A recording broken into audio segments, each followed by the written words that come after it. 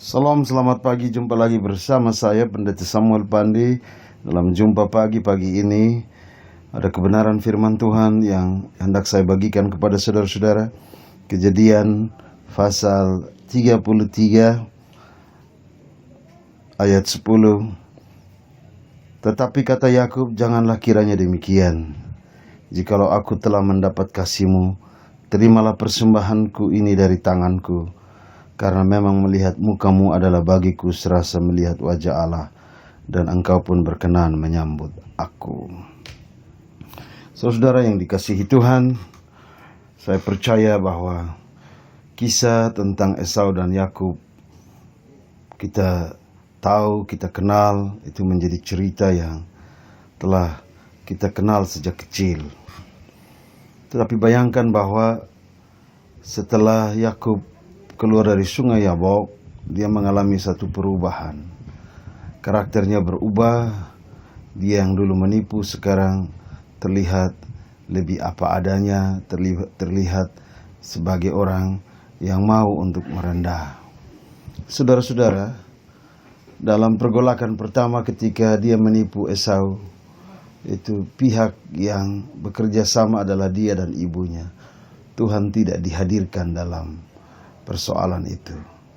Demikianlah kehidupan kita. Jika kita ada di jalan-jalan kesalahan, sesungguhnya Tuhan menjauh dari hidup kita. Tetapi dalam kasus rekonsiliasi, di mana ia kembali dan berjumpa dengan Esau, kita menemukan perkataan yang indah. Melihat rupamu serasa melihat rupa Tuhan. Saudara-saudara yang dikasihi, bahwa kekuatan rekonsiliasi kehidupan kita itu terletak pada bagaimana kita bukan saja mau merendah, tetapi menempatkan Tuhan di dalam rekonsiliasi itu sendiri. Kita sebenarnya tidak punya kemampuan untuk mengampuni. Hanya Tuhan sajalah yang mampu menolong kita sehingga kita bisa mengampuni orang lain.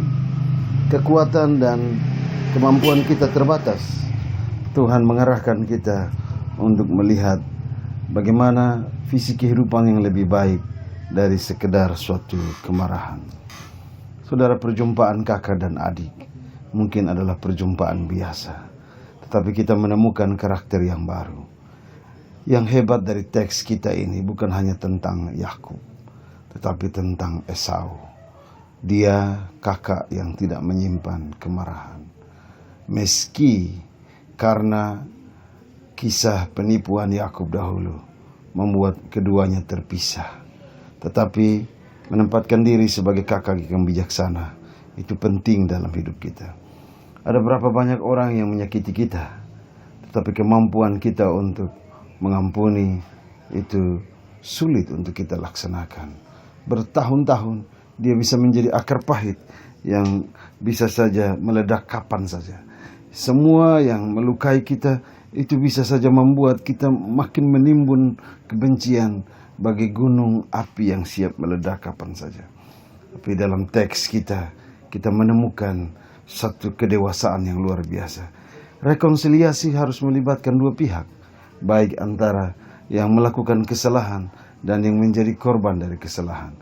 Dan hebatnya Yakub adalah dia menempatkan Tuhan sebagai pihak yang ada di tengah untuk mendamaikan kehidupan Yakub dan Esau. Bahwa Tuhanlah yang membuat semua perdamaian ini terjadi. Saudara-saudara, renungkan semua itu. Bahwa jika Tuhan ada di dalam kehidupan saya dan saudara, kita mampu untuk menempatkan diri secara benar, baik sebagai pelaku kejahatan maupun saya dan saudara sebagai korban. Karena sesungguhnya dalam rekonsiliasi, korban dari seluruh kejahatan itu adalah Tuhan. Tetapi Dia datang dan mengampuni kita. Mulai pagi ini dengan menaruh Tuhan di dalam seluruh aktivitas kehidupan kita. Amin. Mari kita berdoa. Tuhan, tolong kami agar kami mampu berdamai dengan orang lain. Amin.